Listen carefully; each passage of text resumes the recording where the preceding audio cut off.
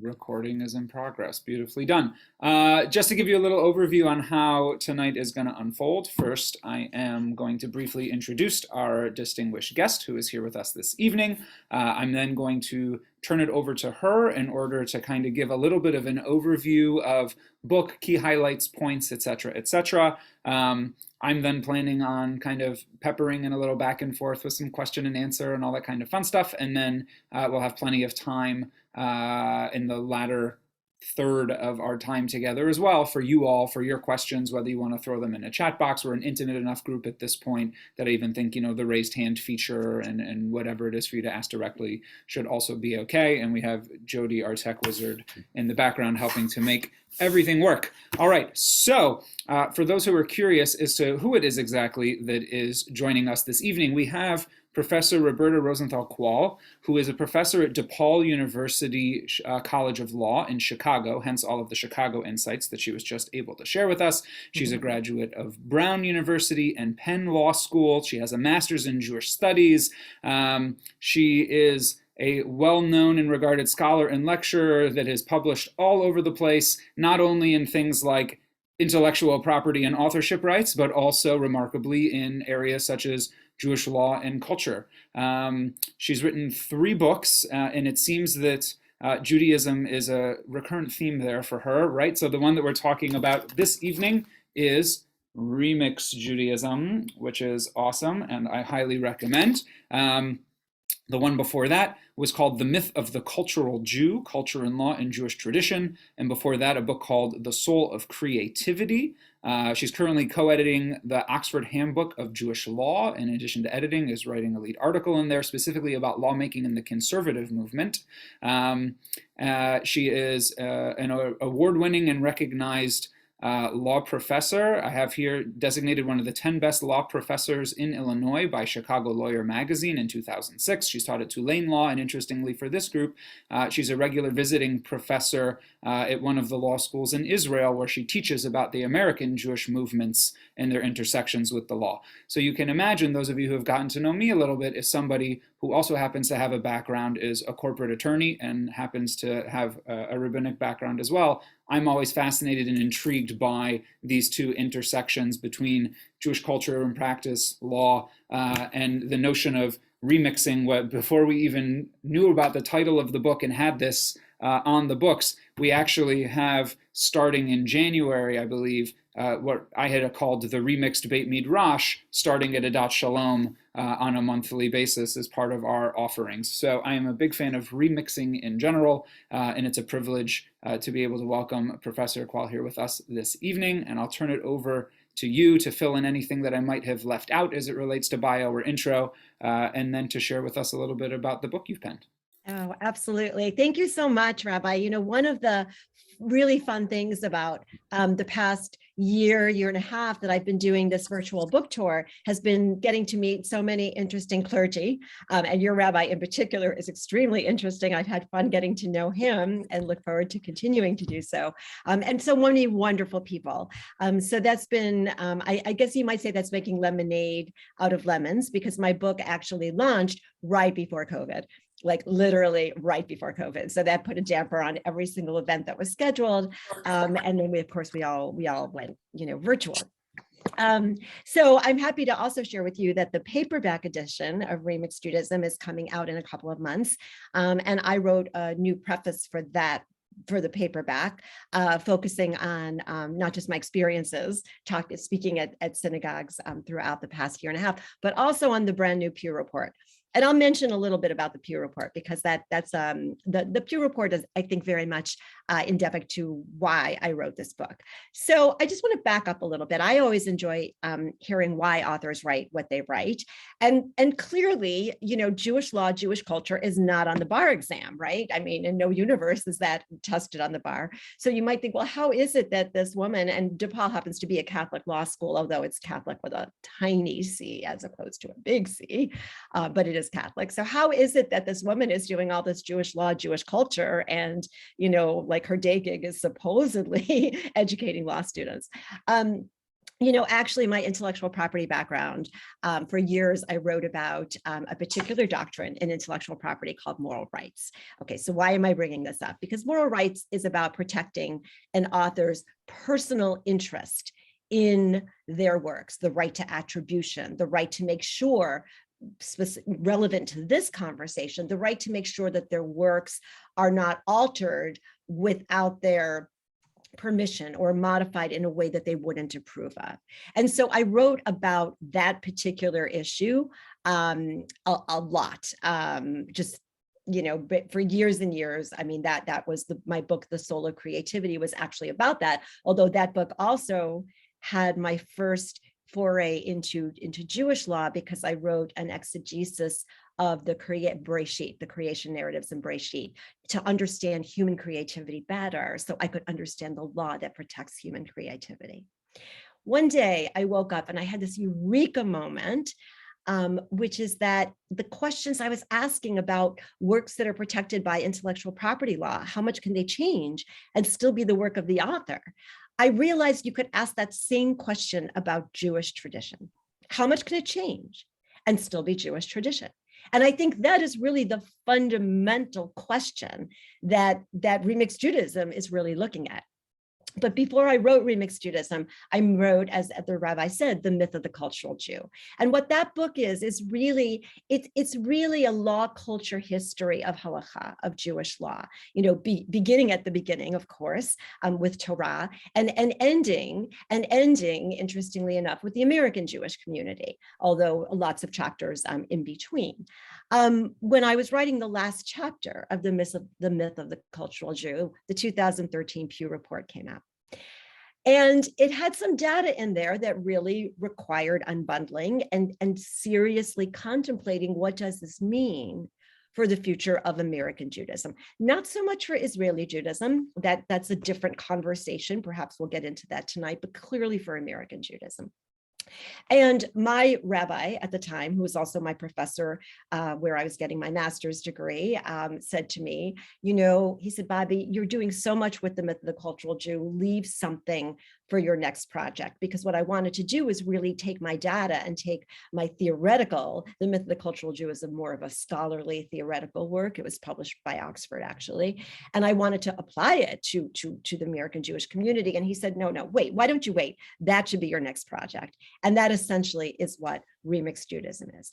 So Remixed Judaism, as I conceive this book, is really a guidebook. It's a guidebook for how Jews who are not living within the halachic system, they are not living by dotting the I's and crossing the T's of observing Jewish law, but who are still very connected to Judaism, to the Jewish religion, okay, and how the version of Judaism that they practice can not only add meaning to their lives, but also be one that's transmissible. Because I am very interested in transmission, particularly within what I call the liberally religious Jewish community. And by the way, I should define that term. In Remixed Judaism, I use the term liberally religious to mean anything from really the conservative movement all the way over to the left.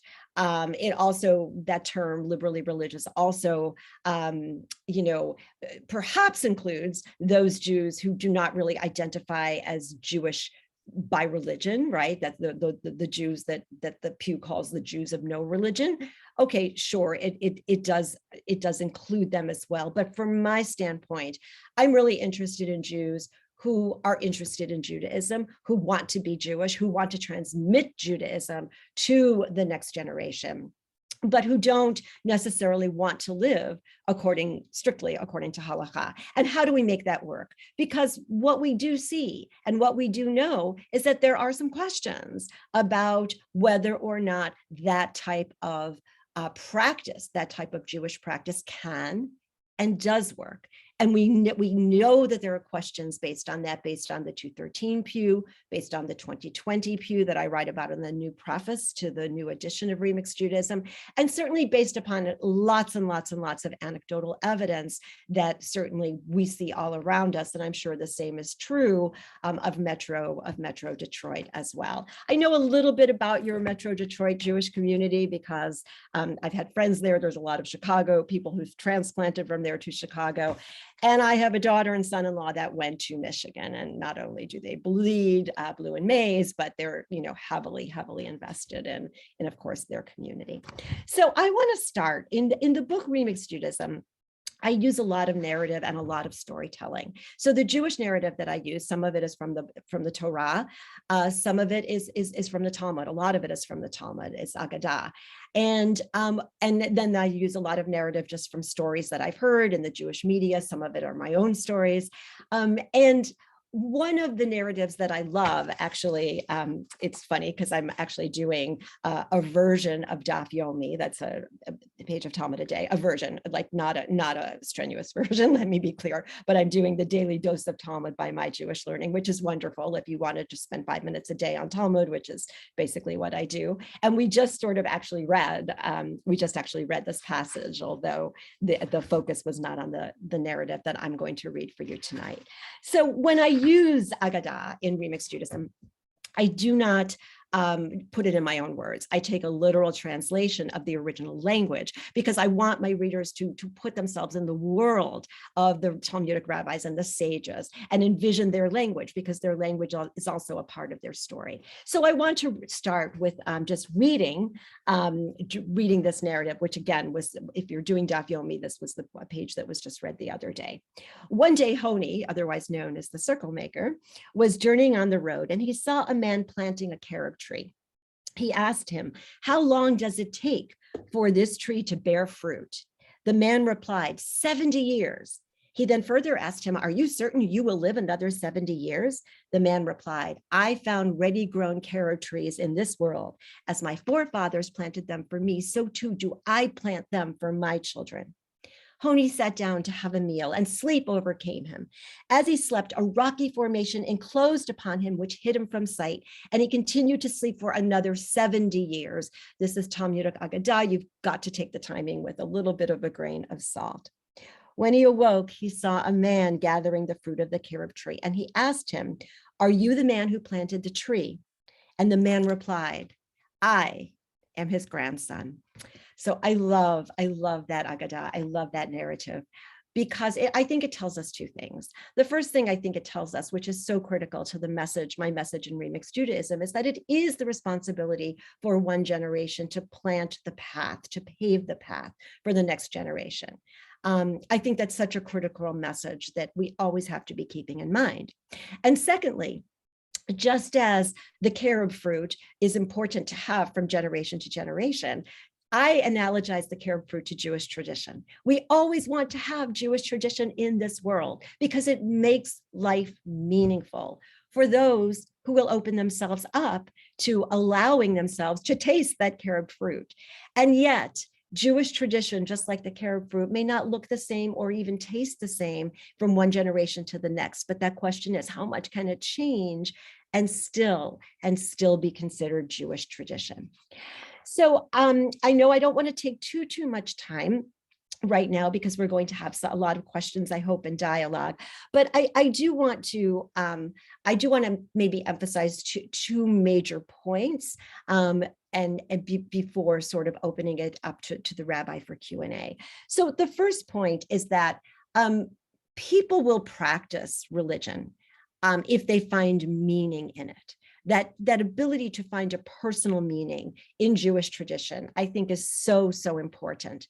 And actually, after my book went to press, I read an article in Contemporary Jewry. It was actually an acceptance speech by the former chancellor of JTS, Arnie Eisen, in which he was presented with the Marshall Sklar Award. And he talked about the importance of meaning. And he said, somewhat to my surprise, that in all of his travels as chancellor for so many years of JTS, the Jewish Theological Seminary, he said it's not uncommon for Jews to engage in behaviors that are not warranted by their beliefs, and that this is even true for himself. But he also talks about the importance of finding a meaning in those traditions. Essentially, he is making the case for remixed Judaism, which I actually had the opportunity to email him about over the summer and talk to him a little bit about that. So meaning. Coming up with a meaning that is personally meaningful to you is going to be the way that I think people will perform Jewish tradition. And it may not be the original meaning, but it is going to, if you're going to perform the traditions, it has to be personally meaningful for you. And people are still going to be exercising individuality as to what rituals and what traditions they are going to choose to practice. Because religiously liberal Jews, by and large, there may be some exceptions, of course, but by and large, they are not driven by divine command. Doesn't mean they don't believe in God, but they're not driven by the divine command to observe the mitzvot in their entirety. Rather, there's picking, there's choosing, and therefore what you're picking and choosing in order to continue to practice has to be invested with a personal meaning that matters to you. In addition, in order for transmission to take place, I do think consistency is important. It's not going to be enough for something to be done once a year, perhaps twice a year, but consistency. And any of you who have young children or young grandchildren, I think can totally relate to what I'm saying. When kids are exposed to something consistently, even at a very young age, it becomes part of them. They embrace them and they'll want to go back and they'll want to recreate that, I believe, for themselves and for their families. But in terms of this consistency of the practice, we have to go back to that question of what is authentic.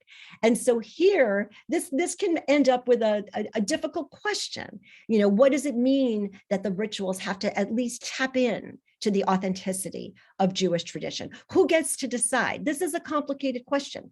And I think in part, different communities decide for themselves what is authentic. But of course, some things are going to be beyond the pale, and we can't necessarily get around that.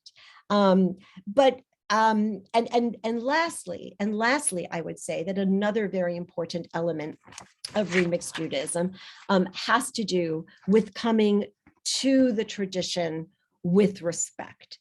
And again, I think this is a very, very important concept, especially when you're talking about transmission and approaching it, even if you're not doing everything perfectly, but approaching it with a sense of respect for the tradition. So I'm going to conclude with one other narrative from my book, and this narrative comes from my own personal story. I'm going to give you an example of remixed Judaism and then throw it open to the rabbi for discussion. All right, so this has to do with respect. And in the context here is respect, developing a respectful, informed approach to kashrut, the dietary laws. I vividly recall a story my father, who had been raised in a very Orthodox home, often shared with me as I was growing up. There was a treif, non-kosher hot dog stand near his elementary school that he always found very tempting. One day, he just gave in and bought a hot dog on his way home for lunch.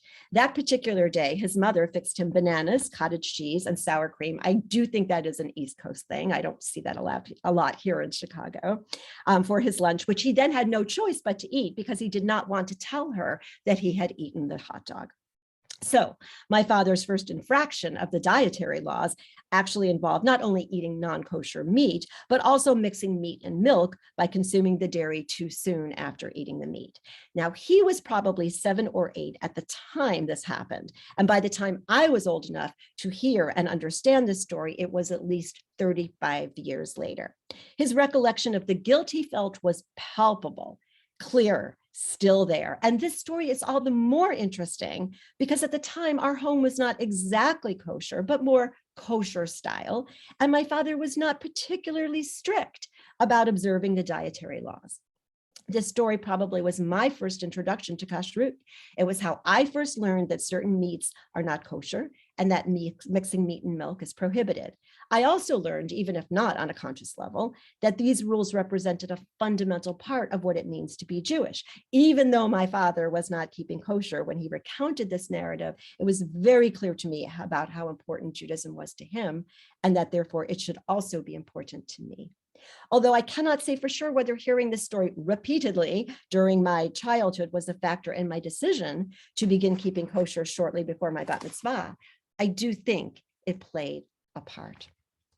So, example of remixed Judaism. One of my favorite examples, which is actually in the introduction to the book, involves a young mom here in the Chicago area. Her story appeared in our local JUF news. At the time, she would consider herself a cultural Jew, even though I said that was a myth, but she would consider herself that way, although she is affiliated with a Reform synagogue, and her kids at the time, they were young before elementary school, they were going to a Jewish preschool. So her boys, just 3 boys, her boys were having trouble getting settled down at night. And she wanted to settle them down. So she thought, you know what, maybe I will lay in bed with each one and I will sing the first line of the Shema with my boys. And she did that with each of her boys. And it worked. The boys settled down. Now, did she do this out of observance to Jewish law? There actually is a version of the Shema you're supposed to say before you go to bed, but that wasn't her motivation. Her motivation was completely separate. It was to settle her boys down. But that ritual, that consistency began to mean something to her. And she talked about really loving hearing a little bit of Torah on her boys' lips before they fell asleep. That was in her article. So she talked about that. And now her boys, they settled down. They're in grade school. They're not, young children anymore. They're youth. They're not toddlers, but they still say that line themselves now. So I love that story because to me, it's a perfect example of remix. And a perfect quote of remix is actually something that I found by Rav Kook, who was the first chief rabbi of Israel before it became a state. And this saying of his, I think, really capsulizes the entire theme of remixed Judaism. So I will conclude with this: Hayashan yitchadesh, the old shall become new, the chadash yitkadesh, and the new shall become sanctified. So, Awesome. Thank you, Professor. My neck hurts from just nodding a lot because you're definitely speaking my language in so many ways. A couple of initial reactions on my end, maybe my own example of a remix, and then to start peppering you with some questions. First, one of my favorite quotes is, "What we think of as tradition is an innovation that made it." That at some point in time, even the things that we think of now as being traditions had to have been new or had to have been fresh at some point. They didn't just start as a tradition. It started as an innovation that with time became tradition. One of my favorite things, I never described it as a remix, but in terms of trying to think about ritual and not simply discarding ritual, but rather imbuing personal significance and meaning to it.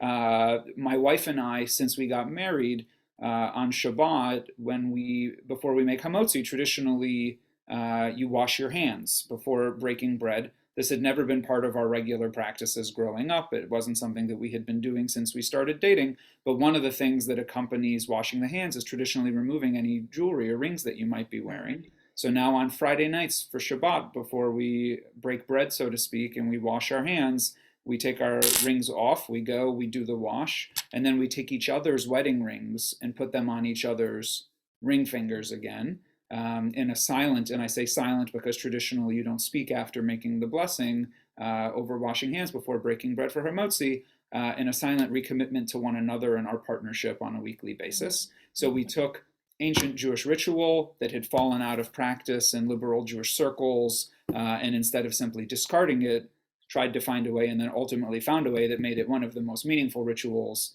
in our lives on a weekly basis. And in my mind, when I read the book and when I hear you speak, I think that it's an example of remixed Judaism, such that the opportunity exists to add that layer of meaning to life by virtue of embracing and respecting inherited ritual and trying to turn it into something that speaks to us. So a lot of nodding with everything that you just said.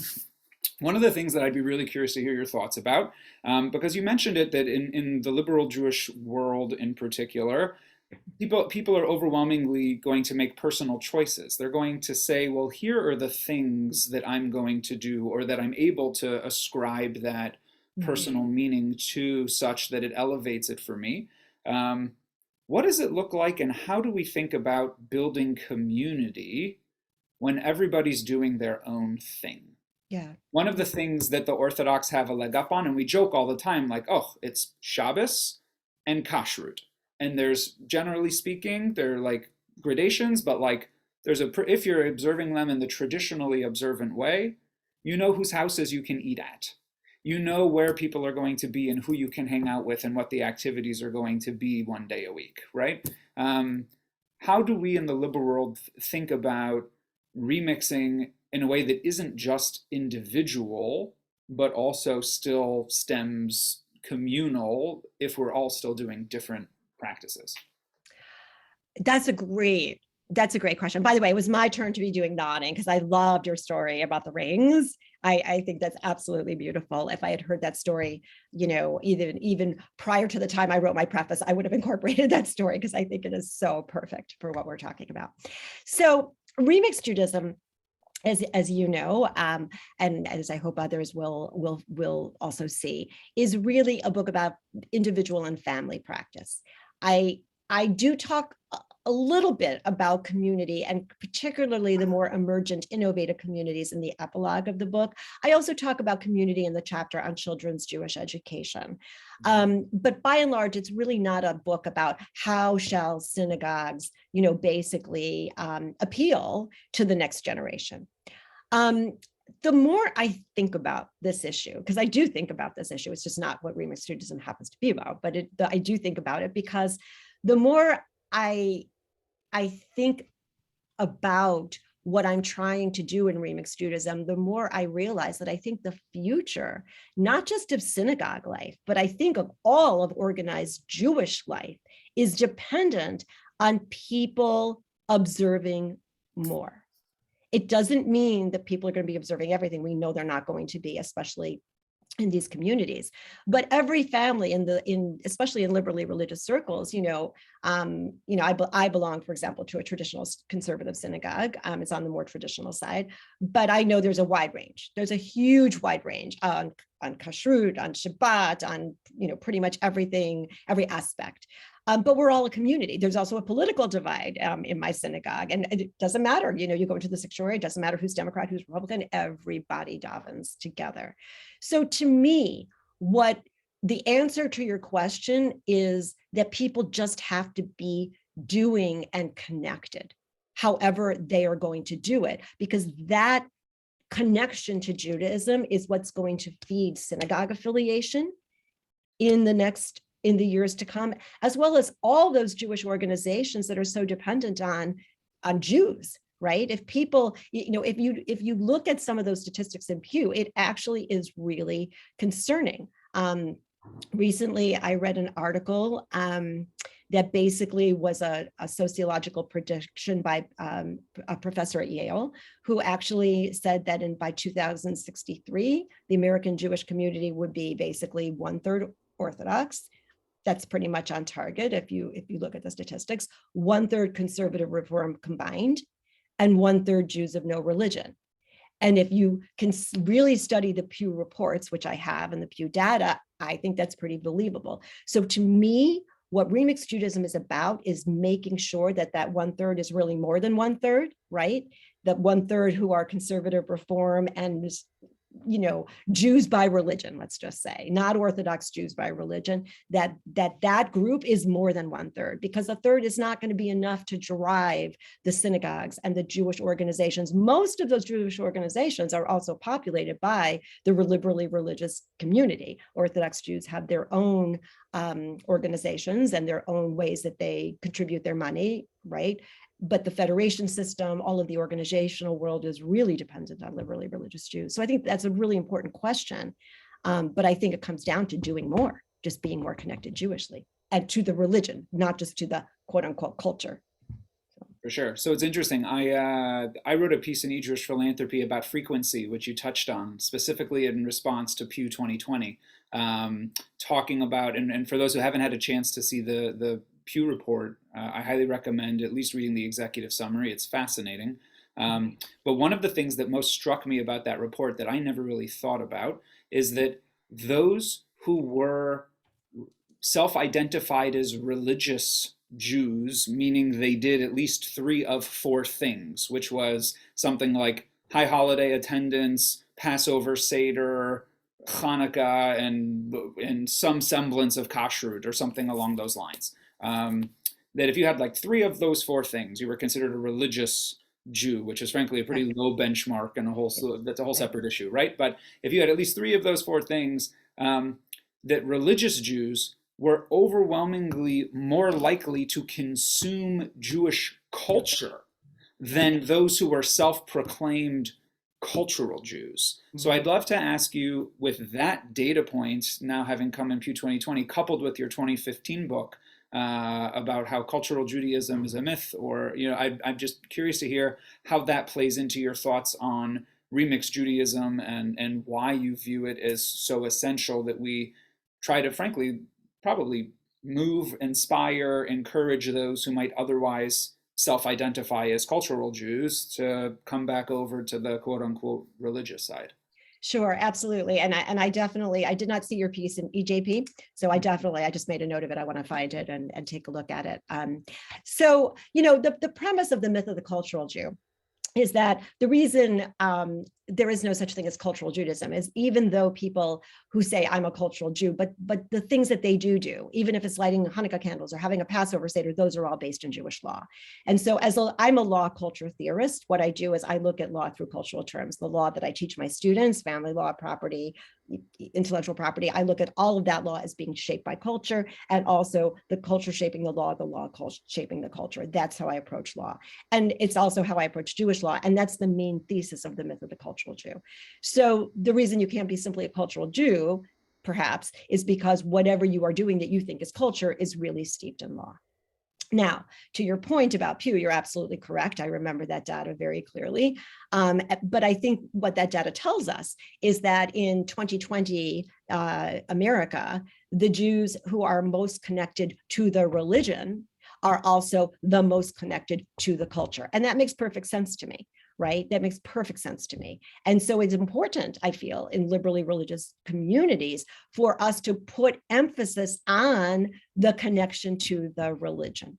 That is so critical. And I do think we don't hear enough about that in most liberally religious circles. The conversation, the discourse is not about ritual. Frankly, it almost amazes me that I have spoken at as many synagogues as I've spoken at, given what I just said, because my book is really all about religion and ritual. But by the same token, the number of synagogues I've spoken at is a small fraction of all the Reform and conservative synagogues, across the country. We need to have more discussions like this for the Jewish world and what we think of as Jewish culture to be sustainable. Yes, I'm debating whether or not I want to push on that even further in the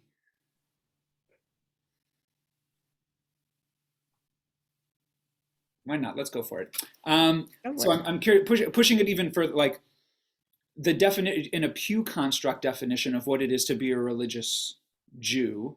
That isn't necessarily in a conservative synagogue setting what we would frame as being a religious Jew, so to speak. So I guess the question is, does theology matter in this at all in your take, or is it simply I do Jewish ritual things and I do them with increasing frequency, and thus I'm more likely to pass those things down to others because I find meaning in them? Does it matter? Does there need to be a balcony framing beyond that within one of the many dozens of Jewish theologies that exist out there in terms of how or why in your mind? So that's a great question. I do talk about God in Remixed Judaism. I talk about God in the epilogue. I also talk about God in the introduction. But rather than discuss what I say about God in the book, I want to sort of focus on your question and just maybe tell you a little story that relates to that. So look, Judaism is not Christianity. Christianity has a very defined theological perspective, although there are many Christians who will say they're Christian, but they have their view of Christianity doesn't necessarily involve, accepting the Trinity or Jesus as their savior. I mean, there is a range of that as well, right? But Christianity is very theologically based. Judaism has always been a religion of action, Now, of course, there's a theological component to Judaism. But I think we have to say that, when push comes to shove, if we're going to basically require people to have a certain, the view of God I have is the God of the Bible, right? We also know from few that very few Jews, other than Orthodox Jews, accept that. There's a question actually on that, and the results are what you would expect. That doesn't mean people don't believe in God. People's conceptions of God are fluid, I think. And that's understandable. Jews question, and I think that's perfectly fine. But shortly after the book came out, my agent has always said, Bobby, don't engage with critics on Facebook. Don't do that. And she always warned me not to do it. And I was really never in that position. But a gentleman, wrote this scathing criticism of my book because I didn't talk about God enough. And I could see from Facebook that he was modern Orthodox, and I didn't listen to my agent, and I actually did engage with him. So we went from DMing each other on Facebook to becoming Facebook friends. And from there, we went to email. And from there, we've never spoken, but we've had lots of emails. So he's modern Orthodox. I learned that he actually has a son who's off the derech, he's off the path. And I think that's part of where his angst is coming from. But he was very upset with me that I didn't talk about God. So we had a lot of conversations as to why, it wasn't the main focus in Remixed Judaism. It was about practice. It was about ritual. It was about continuity. Not too long ago, and we've since shared articles that we've both written. We've developed this wonderful friendship. Again, he's modern Orthodox and very observant. Not the left end of modern Orthodox, but really veering towards centrist. He wrote to me, not that long ago, and he said, Bobby, I now see we are fighting the same fight. I think that answers the question, right? We are fighting the same fight.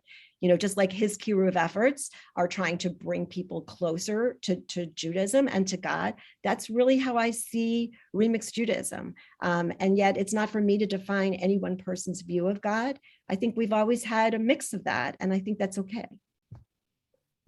Nice. It's always the classic one that I love is, the little kid sees his mother going to synagogue and says, Mom, why are you going to synagogue? You don't believe in God. And she says, well, my friend, Brandon goes to synagogue to talk to God, and I go to synagogue to talk to Brandon. Or whatever. So awesome. All right. I have one more, and then I want to make sure to open it up to the folks here, who I'm sure some have questions. I saw Susan just put one in the box as well that we'll get to in just a moment. So here's the question for you. You've mentioned a couple times this notion of continuity, of authenticity, sharing the story of Choni and wanting to plant for our grandchildren and those who come after. For those who aren't already enamored with Jewish ritual and tradition, what do you think it is that's going to spark that for them or in them, or kind of bring them into that self-selecting fold to even begin to think about remixing for themselves?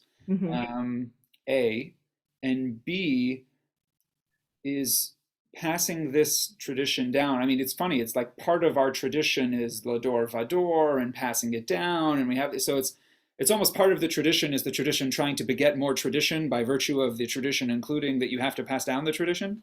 But I'm curious, and at the same time, tradition for tradition's sake is overwhelmingly not going to resonate with people unless they're able to remix in a way that makes it personally meaningful. So I guess I agree with I'm on board completely with we need to help people make it personally meaningful such that they will then want to pass it down. Why do they want to pass it down? Because it's personally meaningful.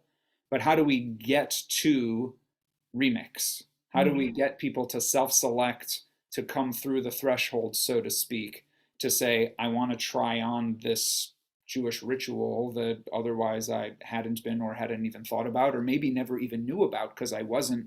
Elliot Cosgrove had a great piece in Sapir Journal a month ago talking about like walking to shul with the kid holding hands at the end because that's what his parent did with him. I'm like, that's lovely, but for people who didn't grow up walking to shul, what's going to inspire them to say, I'm going to try walking to shul now, because they don't have that that fond memory and warm fuzzies to draw back on if they didn't have it themselves growing up. Right. Absolutely. Absolutely. So I think that's a complicated question.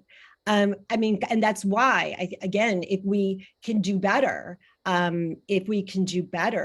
about creating thicker religious cultural norms in a broader set of Jews, we will have a bigger group of people that grow up with those norms, right? And so that's really what my goal is, by virtue of my goal in writing this book is to really create a larger group of people. Look, there are some people who, no matter what you say, what you do, they just are not interested.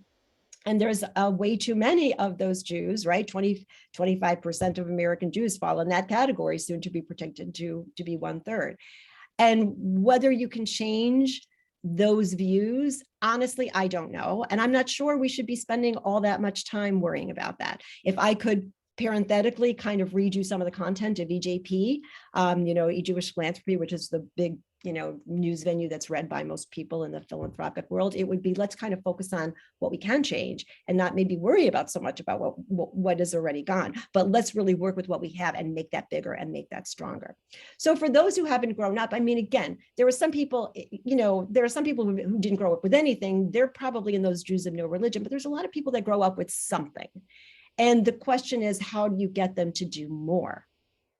So that has to do with, just dipping your toe in the water, right? It has to do with parents saying, all right, we're going to try to do this, maybe because we want our kids to have some sort of a value base in this crazy world, right? Where they need an anchor and they need something that they can hold on to. Maybe it's parents making that kind of choice for their kids, even though they did not necessarily grow up with that.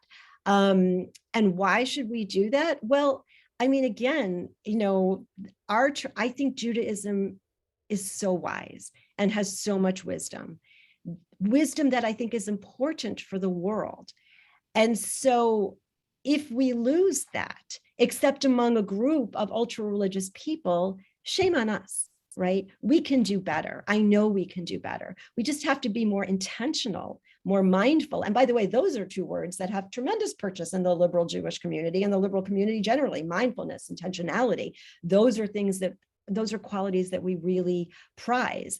And so again, embarking on a Jewish journey, I think requires that.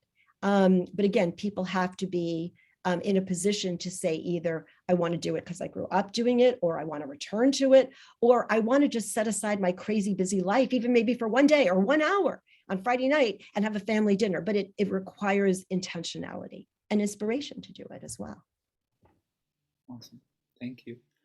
All right, I'm going to start throwing a few at you that are coming from the crowd, so to speak. Sure. So Susan's curious, striving to use Yiddish words at various points in life as a mechanism of, I would imagine, Jewish cultural transmission. But I'm curious, from your perspective, kind of reframing her question, how do you think about Jewish language as it relates to culture versus religious and remixing? That's a great question. I do think language is important. I do think language is important, and I would include Yiddish and Hebrew, actually, as the two languages that we have as Jews, that we can possibly transmit. Look, is that all? No, because if all you're doing is transmitting Yiddish words or even Hebrew words, and there's nothing else ritualistically, no, you need the ritual as well. But I do think that does give a nice addition. It's sort of like whipped cream on a sundae, right? But it's not the good coffee chip ice cream, right? You need that coffee chip ice cream, but the language, I think, is important because it can kind of go on top and make it into a more festive treat, if you will. So I think it's good. but it's kind of like Tikkun Olam. I like Tikkun Olam is wonderful. I have a chapter on Tikkun Olam in my book, and I call it the most celebrated form of remix, which it probably is, but it's not enough. If that's all you're doing and that's it for your Jewish observance, and it's not going to be enough for transmission. And I guess I would say the same about language. But I want to say one other thing. One of the problems I think with language is that, and for people tapping into Judaism generally, is a lack of knowledge of Hebrew in particular. And that's a whole nother question, because I do think fluency in Hebrew, which, I have been attempting my whole life and not succeeding in fluency, but it's hard, is not something that, most people are going to be devoting 5, 6, 7 hours a week toward. And I think that is one of our challenges, in the liberally Jewish community. We don't have that fluency of Hebrew, and that and having that fluency does allow you a greater access to the tradition. And I see that as someone who benefits from that access, but is by no means fluent, intermediate maybe, but by no means perfectly fluent. And I appreciate how hard that is for a lot of people. So I don't know that's another conversation, what you do about that, but that is one of our challenges, I think. Mm-hmm. I always like sharing with people who say Tikkun Olam is their Judaism. I'm like, okay, great. And Mother Teresa can be your rabbi. Right. I like that. Really good at Tikkun Olam. Like, Jews do not own repairing. Right. Exactly. Right. So exactly. Beautiful. Okay. Ellen is curious, thinking about life cycles. So I don't know if Ellen knows that you actually have a chapter in your book as well about grandparenting and grandparenting with intention. So maybe this is where we pull in how and when, and just different insights along the path as it relates to the life cycle and journey, as it relates to how to hand down, how to transmit, when to transmit. So much emphasis, I imagine many here all the time, are focused on, the synagogues need young families with kids and this and that, because that's, kids. And then we have a lot of people who don't have kids for various reasons, whether they don't have a partner or chose not to, or weren't able to but wanted to, whatever it might be. And others who are now at a completely different life stage with grown children or grandchildren potentially, or whatever it is. So how do you think about remixing along the life timeline, if you will? Sure. Well, Sorry, you are correct. Ellen might have a better clarifying point than I do there too. I really wanted to know too, do you think that we change in our Judaism along our own path? That we begin one way, we may drop it at times, we bring it back, different events, different things that happen to us, connect us or reconnect us to our Judaism. And if you were parenting at a time when the Jewish traditions were not that important, is it ever too late to give it to your children when you've missed those years? Yeah, those are great questions. So I want to say one thing about grandparents to broaden out the inclusivity of the conversation, and then I want to comment briefly on some of these great questions. Yes, not everybody has kids, not everybody has grandchildren. However, many people have in their lives some young person that they have a relationship with, be it a niece, a nephew, a special, a son or daughter of a close friend, some person that they want, that they can have that sort of, grandparent-like relationship. It's not, what I'm about to say is not limited just to people who have grandchildren. Yes, I think people do change. Jewish journeys are journeys. And sometimes, a really good friend of mine who's actually Orthodox, he's a professor at Notre Dame, and he explained this to me, and I think it captures exactly what you just said. He said, I think of halakha, Jewish law, as a friend, and sometimes I'm closer with that friend than others. And I said, oh my God, that's beautiful. Like, I probably will use that somewhere with his permission and with, of course, attribution, right? But I think that's exactly what you're talking about, and it's been true for me in my own life. And I think it's true for many people. So I think people who are grandparents or in a grandparent-like situation have a tremendous opportunity. And my chapter on grandparenting in Remixed Judaism, actually people pretty much consistently tell me that chapter, from their standpoint, if they're grandparents, is worth the price of the whole book. Because what I do in that chapter is I construct, it's written in a fictionalized narrative form, unlike the rest of the book, and I construct 3 couples that are basically composites of people that I know. And they each have challenges in terms of their grandchildren. They each want to influence their grandchildren's Jewish journeys, but they each have challenges, be it intermarriage, be it distance, be it difficult relationships, be it, in-law issues, whatever it may be. There's all kinds of challenges. And so, yes, we do have this opportunity as grandparents to influence our grandchildren's Jewish journeys. There are ways to do it, notwithstanding distance, notwithstanding that your kids may not have married Jewish partners or may not have Jewish partners. There are things that we can all do. I will say that I think generally the ability to exercise this influence has to be done very carefully. You have to consider the nature of your relationship with your child, as well as your child's spouse. It is a constant navigation of a path, where you have to be really, really careful about what you're saying and how you're saying it and what kind of example you're setting. And it calls for a lot of constant thought and checking yourself. And maybe sometimes you go a little further and sometimes you don't. How do I know this? Because I live this, right? This is exactly, I'm basically putting my money where my mouth is. And so, do I get it right all the time? And that's the other question. No, of course I don't. We're human. We all make mistakes. And when we make mistakes, we have to own it. But yes, I do think that it's very possible for us to give our grandchildren, things that we couldn't even give our kids. Because when I was raising our family, I have 3 daughters. I work full time. My husband worked full time. I just wanted to get through my days. I wasn't really thinking, proactively about their Jewish journeys. I mean, it was there, they went to Jewish preschool and Hebrew school and Camp Ramah, we did a lot, Shabbat, but I wasn't specifically thinking about it in the way I do now. And we have that blessing as grandparents. So I think there's a lot to be said. And I say a lot about that in the chapter on grandparenting, but that can be part of a larger conversation, I think. Thank you. Other questions? Anyone want to unmute themselves who might have a question? Or Jody, do you have a question? Yes, can we go back to that one about the life cycles? Because going back to what Ellen was asking about the changes and how your perspective is before you even get to the grandparenthood stage, what is your take on that? And kind of in reference to Ellen's question, but not specifically for that grandparent stage.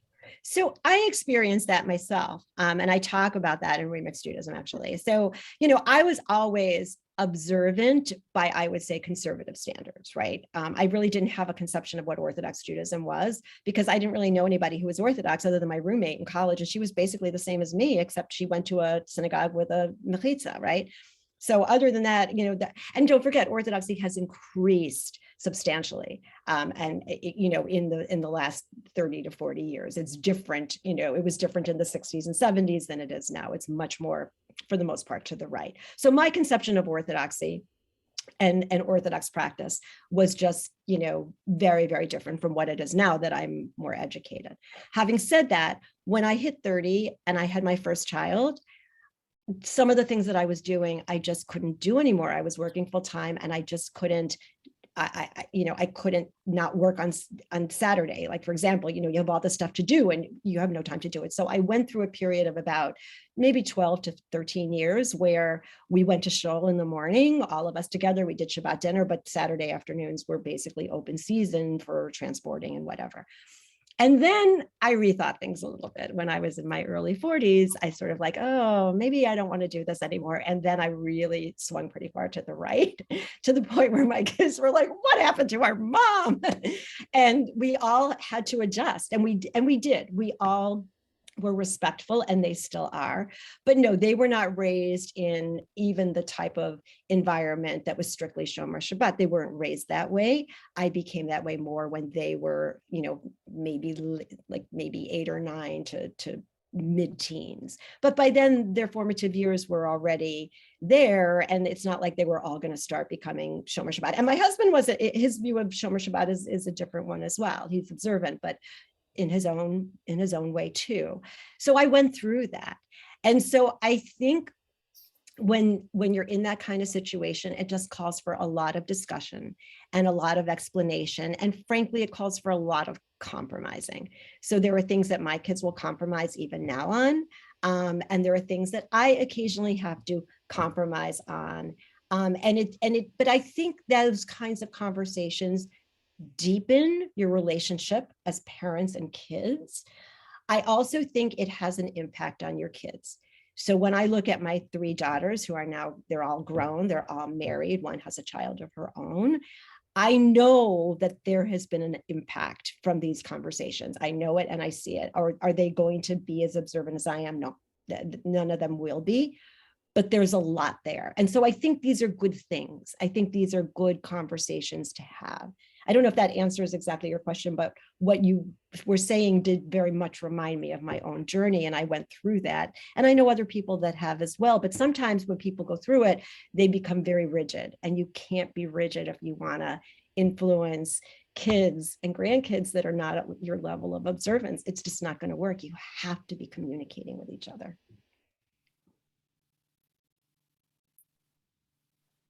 Thank you. Questions, friends? Anybody have a question for Professor while we're together? The only other thought I was having with Jody saying and what you're saying is sometimes we don't know sometimes, most of the time, we don't know the ultimate impact of what we're offering the kids. And I mean, I was also, and still am, a working woman with children. And I taught Hebrew school for a year to show them that I was in a synagogue because I didn't have time otherwise. So I did that. And my son ended up making Aliyah. Is he religious? Not at all. Not at all. My daughter gets incensed with anti-Semitism. Is she a practicing Jew in a synagogue? Not at all. And my other daughter too. They are so Jewish, but they aren't what you would call practicing Jews. They're identifiably Jewish. They are Jewish, you know, they come home, they know there's holidays, they know. So I think we don't know the impact and how it ultimately comes out in them. I agree.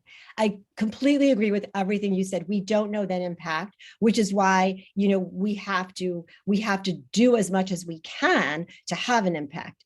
I think our challenge in the Jewish world is to take those children like yours and like so many others and make them more aware of what's at stake. And again, that doesn't mean they're going to be sitting in synagogue, you know, week after week, you know, that has its own services, has its own issue of complexity, which we don't have time to get into. But it does mean that more has to be done, right? And that's our challenge. I feel that is the Jewish community's challenge, to instill that desire to do more, right? That's really, you know, if I could say, if that was my concluding thought, it would be that it's the challenge that remixed Judaism poses, is how can we get those Jews like your kids and like probably the kids of so many people here tonight to be doing more Jewishly. And not just make Israel the thing they connect to, but what are we going to do here in America? For sure. I think it's that's a yes and for sure in terms of Israelism as a religion as opposed to Judaism and how that has evolved, certainly in terms of contemporary politics. You actually, I mentioned it to you in an offline conversation prior, Professor, but one of the things that struck me about that last question in your response is not only modeling, but not being afraid to actively talk about and express our expectations to those that we're in these relationships with, right? So I always thought it was interesting. I have no idea how much money my parents made growing up. I have no idea how much they gave to tzedakah growing up, other than I know that they gave to tzedakah. But in my mind, with my kids now, when I'm writing my tzedakah checks, I bring them I bring them to the countertop. I have them stand on the stool. I'm writing a check. This check is money. This money is for tzedakah. It is going to this organization because it is important to me, the work that they are doing, because of X, Y, or Z. And it doesn't stop there. That's part A, but then part B, I would argue, ideally would then be, and I hope that when you grow up, you too are also going to find the organizations that are doing very important work that are meaningful to you, that you are going to use X percentage of your income in order to support so that they can do their important and holy work. And my impression is that a lot of us are really good at part A, but either because we're exhausted or we don't remember or the short attention spans of whoever we're talking to or whatever it is, but that the part B isn't happening in quite the way that it could, would, or should if we brought intention to it, and would better not only model, but then express expectations. And what's scary about expressing expectations is that your kids might feel guilty if they don't live up to them. And Lord knows we have plenty of guilt in Judaism. So I'm curious if you have any thoughts on the part A and the part B sections of that construct, and what we could do or how to bring more intention to even just remixing the way we communicate or model these things. Yeah, I think that's a great question. It's probably a good concluding question for our program this evening. I am not afraid of expressing expectations at all. I think it's important. I think, again, you have to look at your relationship with your children. Okay, so I can't judge anybody's relationship with their children. I can only look to my relationship with my children. And we raised our kids on the issue of tzedakah. If you read the chapter on Tikkun Olam, I talked a little bit about our story, very similar to what you recommend, what you do. And I totally embrace part A and part B. And I can tell you, my kids are much older than your kids. It works. I see that with my kids. I think we're too afraid these days as parents to tell our kids what we feel. I hear so many people, that when they tell me like their kid is like dating someone not Jewish, and I will say, well, have you told them how you feel? And they say, well, they know. But you know what? They don't necessarily know. And that's not, and I think it's our job as parents to tell them how we feel. I've never been a proponent of the idea of parenting that, well, our job as parents is to try to influence our kids. Now, that doesn't mean that they have to mirror our image. None of my kids are lawyers. They all do their own thing. They all have their own careers. But when it comes to Judaism in particular, I don't think it's our job to tell them how to practice, but I think it is our job to tell them that they need to practice and it needs to be part of their life, and to show them that through how we lived and how they were raised. So I guess I'm not concerned about the should or the ought. I think there's a way to do it. I think there's a way to show it. And the showing is just important as the verbalization of it. But I think we have to be comfortable showing our kids what we think really matters and being affirmative about that. And I think kids appreciate that. At least that's what I hear. I do hear that. And again, my kids are older than, yours and Jody's. Like Jody looks like she's got pretty young kids too. And I just think it's important as a parent that we model and we tell our kids why, and we tell our kids what matters to us and why. And I would imagine you would agree to even expand that beyond one's children, if it's your people you're in relationship with, and whether or not they happen to be your kids or people that you're in that kind of, I would imagine that Sure. there are friendships and other broader relationships as well, where the ability to express why something is important to you and to invite people along to join you in it can have similar impact and value. Absolutely. Awesome. Well, a huge thank you to you, Professor Roberta Kwall, for being with us this evening. Thanks to everybody for hanging out. In the chat, there's a link. If you're interested in ordering the book, you can click it and order it. If you have follow-up questions, obviously feel free to send them to me. I can pass them along. Any closing remarks on your end, Professor? No, it was a pleasure. It was a pleasure being with you. I hope you will check out Remixed Judaism. You can order either the hardcover or the paperback. Professor, when's the paperback coming out? You mentioned that it's not out yet. It's not out yet, but you can pre-order it. Okay. I think the pub date is end of February or March 1st, something like that. And it's available digital as well, correct? Yes, both versions will. I think the hard copy for sure has a Kindle version, and I think the paperback will as well. That I'm not positive about, but so anyway, thank you all for spending part of your evening with me. I really enjoyed your community. Rabbi, I enjoyed meeting you, and Jody, thank you for everything. It was a pleasure. And feel free to get in touch. I'm easy to find, rkwall@tepal.edu. I'm also on Twitter, just at Roberta Kwall. So thank you again. It was really fun, and it was a really nice evening. Thank you for having me. Wonderful. Thank you so much, Professor. Thank you, everybody, for joining us. If you're looking for something to do tomorrow at noon, you can have your lunch with you and turn off your camera, or wait and eat afterwards.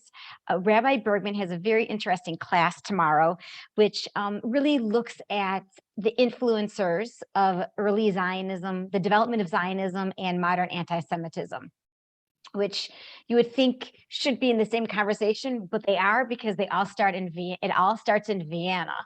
So please join us tomorrow if you are available. If you're not available and you want me to record it, just send me an email and I'll take care of that. And Friday mornings, we're continuing our study of Talmud by looking at it through reading of the Bible's The Women's Voice by a professor of rabbis from JTS. And then next Monday night, Rabbi Nosemich has a class on how to rest. And it's not a one-on-one, a 101 kind of class. It really is to go in deeper about how to rest, and it relates to Shabbat and rituals and how you celebrate Shabbat, or looking at the idea of remixed Judaism. I think you'll get some ideas of how to remix your Shabbat, perhaps, or to think about what you have been doing and why do you do it. And next Sunday, this coming Sunday, oopsie, it's out of order. Oops, sorry. I'm tired. It's Monday. It's nighttime. Join us on Sunday in person for meditation and mindfulness. No experience necessary. And then the following week, Rabbi has things I find interesting about Judaism, topic to be determined, meaning he hasn't told me yet. But when I find out, I will let you know. So thank you for joining us, everybody. I hope you have a sweet dreams, and you have a wonderful day. And we look forward to seeing you soon. Rabbi, thank you so much for interviewing our guests. It was really interesting. Pleasure. Lila Tov, everybody. Lila Tov, everyone. Be well. See ya. Sooner than later, hopefully.